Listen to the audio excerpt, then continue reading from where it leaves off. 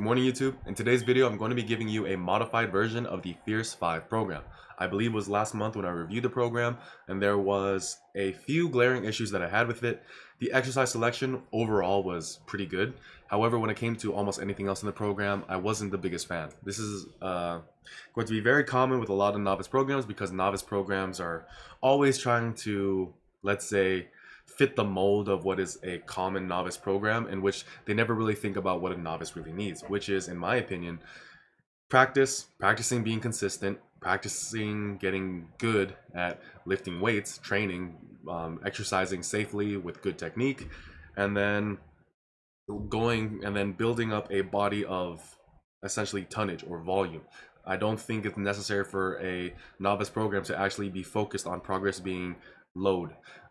If all you're doing is adding 5-10 pounds a week for a novice program, I think that's horrible, because or basing a novice program off a 1 rep max is unnecessary, because they either need to get their technique down, or if their technique is good, they're going to progress so fast just because of their starting point that it becomes irrelevant to do so. It's much better to base it off of performance landmarks, volume landmarks, and go from there, which is something that I'm going to be doing in this variation or this modified version of the Fierce 5 program. So the Fierce 5 program is a 2 times a week program. It's a 7-week program, which I think is kind of unnecessary to put, because a program's length is essentially until it's no longer giving you gains. So calling it a 7-week program is unnecessary. The reason why it's a 7-week program is because they have you add 10 pounds every week for 7 weeks. But I mean, if that's the only way they progress, it's something they do ad infinitum. So anyway, the squat, bench, and deadlift are performed on workout A. Front squat, overhead press, and remaining deadlift are performed on workout B. Generally speaking, I really like this, and I like their exercise selection. The row, face pull, calf raise, triceps press downs, lat pull downs, and curls. I think it's very important that novices have these exercises in their program. When it came down to the actual program itself, however, let me pull up the spreadsheet. It was somewhat lackluster in my opinion, given the fact that the sessions are long. For novices, I really don't like having novices in the gym longer than 60 minutes. So 45 to 60 minutes is the most I have them be in the gym for, because I just want them to get in, get out, get it out of the way, get it out of their day, get the habit in of being consistent, and then progressing from there, slowly adding more volume, slowly adding more training days over time. Novice programs are something that a novice should endeavor to make gains from, of course, but also to graduate and move on from. So in day 1 of the original Fierce 5 program, sorry, I'm looking at it above me, it's the squat, bench, and pen lay row. For the squat and bench, you do 3 sets of 5. For the, let me move it down actually. Let me put it right here. Okay. Then you do pen lay row for 3 sets of 8. Then face pulls, calf raises, and tricep pushdowns. And the volume is kind of sporadic in my opinion, just because on face pulls, 3 sets of 10, calf raises, 2 sets of 5, and then tricep press down, 2 sets of 10. So if I were to do just a strict modification of this, what I would personally do is the squat and bench. You can keep that isolated, but I would want to do something more of an evolving rep range. So squat 4 to 8, bench 6 to 10, pen lay row. I think 6 to 10 is a good range for that exercise as well. And then for calf raises, you can do something called a toshiki raise or piano raise, where the bar is out in front of you. It's like in the top position of a deadlift essentially, and then you just do calf raises as you do that. So the weight's in your hands, and then you do calf raises from there. Saves time, cuts down on time in the gym, which is something I feel like novices should be mindful of, and then move on from there. Face pulls and tricep press downs can then be supersetted, and then you're good to go with the workout A. That's what I would do if I was being strict with using the same exact exercise in the same exact way that they have it prescribed here. Next, you have front squat, overhead press, Romanian deadlift, lat pull downs, abdominals, and bicep curls. So overall, like I said, the exercise selection is good, but the issue for me comes down to the fact that even though it's a novice program, even though it's something that is a 2 times a week program, and 2 times a week it runs into a lot of issues, because it is the bare minimum amount of training days. Your training sessions have to be very much focused on compound movements, because you're trying to hit so much with one stone, and you're trying to pick up the biggest stone possible, and then The issue with that is if you throw too many compounds in there, you're just going to burn yourself out. But on the flip side of it, you're not going to be getting nearly as much practice or nearly as much effectiveness out of the program doing it this way. But if we were to keep this front squat overhead press, that's fine. Me personally, I would so this is why I made a modification, because workout B is just something that is a bit harder to actually put through. But let's actually get into my modifications for the Fierce 5 program. So the issues that I had with the original program was that progression was too quick. It's too linear, and in most traditional linear progression programs, if weight goes up, sets and reps actually decrease. That's because as intensity rises, sets and reps have to decrease to accommodate that rise in weight. The only way you kind of get around that is if you build up your work capacity with a certain weight, keeping sets and reps the same, or having a range of reps that you progress through. And once you master that weight at this certain set and rep count, then you move up. And I think that is more appropriate for novices, because load progression for novices, it's going to happen anyway, and it's going to happen fairly quickly. But you just want to make sure that when this does happen, it's done safely, it's done in a manner that is controlled, and it's done in a way that still allows them to get as much practice as possible. So, and here's another thing: novices aren't stupid. I'm training a lot of novices right now, like just straight up, like who've never lifted a day in their life until they decided to join the gym recently, and they are more than intelligent enough to understand when I say why you should use a rep range.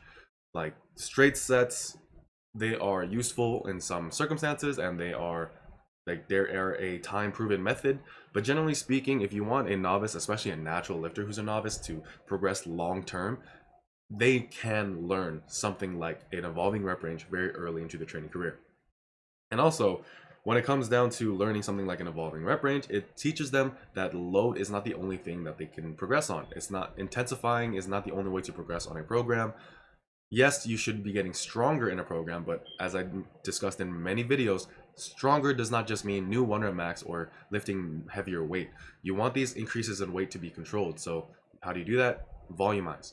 Another issue that I have with the Fierce 5 is that there's no supersets, and if you go through the modifications I made on workout A just off the top of my head, like I would just superset certain exercises.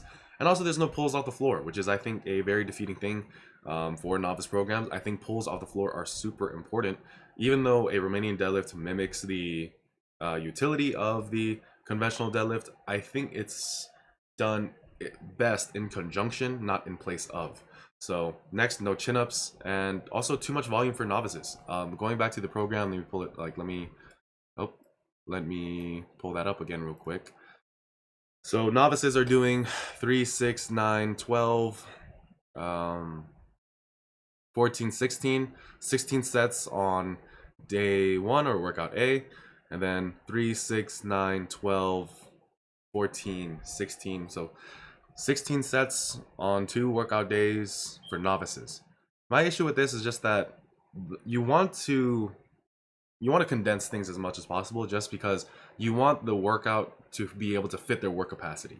It's not that they don't have the strength, because if, for example, I gave a novice my workout program, even if they did it with lighter weights, it wouldn't be effective for them because their work capacity is not there. So when you make a workout program for a novice, you have to try to condense things in a way where it's feasible that their level of fitness can actually sustain this. And let's get into the actual modifications that I made, and here we go. So on day 1, you're going to do 2 sets of 4 to 8 reps on the squat, and then you're going to do overhead press supersetted with some chin-up work. So whether that be the actual chin-up if you can perform it, assisted chin-ups, inverted rows if you need to regress that far back, which is no big issue because you're a novice. Get good at what you need to get good at. There's no shame in it. Start where you stand. That's kind of what this brand and what I truly believe in. And you're going to do that for 2 sets of 6 to 10 reps on the overhead press. For the chin-up, just do as many reps as possible, but stop the set when it feels difficult. Reason why you want to stop it that shy of failure is because you want to make sure each rep, each set you do is as clean, quality, and if you were to just do as many reps as you can on that first set, you're going to significantly decrease the amount of reps you can do on the following set, and I just don't think that's worth it. You can just it's far easier to do let's say 10 sets of 3 than it is to try to hit 10 on one set, because on the next one you might hit maybe 5 or 6, and then on the last one you'll hit maybe 3 or 2. And then comparing the volume in that sense, you're comparing 30 reps to 10, 6 and 3, 19 reps. The volume then becomes completely unequal, and because we know that there's a dose response relationship with volume, it's much better to train further from failure with something like a chin up and make sure each rep is clean, and I think that's the best way to progress in chin ups. So anyway, after that you're going to do a bench press variation. You're going to do the close grip bench press, the incline or the dumbbell bench press, followed by bicep curls for 2 sets of 6 to 10. Then you're going to do barbell row or cable row supersetted with tricep exercise. So I like to do antagonistic supersets. So here you have the bench, which is a shoulder, chest, and tricep movement, and you're supersetting that with a bicep curl. Bicep curls, especially done with a free weight implement, is going to, it is in a sense a pseudo compound, because not only are you using the biceps, but you're also using your traps, your upper back, and that's why with the bicep, you're doing something more so in the 4 to 8 rep range. So the bench press, 2 sets, 6 to 10. For the curl, 2 sets, 4 to 8. Then you're going to superset that. Then you're going to go into the next superset with either the barbell row. This is something that I'm somewhat hesitant on, because this is where your level of fitness will actually be the most tested. Because looking at everything you've done a squat, you've done an overhead press. Those two things are putting a lot of pressure onto your spine. And then you go into a bench press variation. Now this bench press variation is on the lighter side of things, because it's a variation and it should be something more so targeted toward other muscles that are going to be used in the actual bench press. So here the barbell row is kind of if you can handle it, but generally speaking I don't expect you to. So I would much rather you just do cable rows followed with tricep pushdowns or overhead tricep extensions on a cable. For that one you'll do 2 sets of 8 to 12 on both exercises, and then you'll finish the workout with back extensions for 2 sets for as many reps as possible, followed by seated dumbbell calf raises for 2 sets of 10 to 20. Squats and overhead press should have at least 1 to 2 warm-up sets. And you want to include pull-ups on each of the warm-ups. So even though you're only doing 2 working sets, if you do 4 total sets, you're doing 4 total sets of chin-ups or pull-ups as well. That's why I told you, don't don't do your chin-ups anywhere near failure. Once it gets difficult, just stop it. So that way each set you get as many reps as possible, so your total number of reps for the session is higher than if you just did as many in one set. That's day 1. And this is all going to be in the description below. And let me pull up the other program as well, so I can kind of show you my thought process as to why it was done this way. So in workout A, it's squat, bench press, Pendlay row, face pulls, calf raises, and tricep pushdown. For me, I think it's okay to have it be done where you're doing on one day horizontal press, on another day vertical press, and I think that's fine. But knowing the goal of most novices and the weaknesses most novices have, I think having a bit more work on the upper body is also appropriate. In a sense, I feel like there's too much volume on certain things and too little on others. So I would just want to redistribute that volume with different exercises. Allergies are kicking my ass. It was really windy last night. But anyway. So that's why I have a bench press variation thrown into the day where you're doing an overhead press. On day 2, you're actually going to do a regular conventional deadlift. And you're going to do this for 1 to 3 sets of 5 reps. So this is kind of where a progression takes place. In week 1, you're going to go to a daily top set. So a top set of the day, of 5 reps. As long as you can do 5 clean reps, go up in weight. If you feel on the next rep, or if your form has already broken down, stop the set. Whatever weight you actually accomplished 5 clean quality reps with, you are going to now do that same exact weight the following week for 2 sets. Now, your goal is to hit 2 sets of 5 with that weight. If you can do it on that second week, then you progress and you do 3 sets of 5. But I think it's more reasonable, or more often that I see you do you go to a 5 rep max on week 1. On week 2, you do a set of 5, and the next set you hit it for 3, and then you repeat that week. You do one set of 5 followed by a set of 4. You're now increasing again. Then you go into the following week and you hit 2 sets of 5 and 5, and now you're able to add that 3rd set. That's a progression that I think is more appropriate for novices, especially with something like a deadlift, which I think should be a main mover or a main exercise. It shouldn't be something that you just throw to the side and do as an alternative exercise, and then you go from there.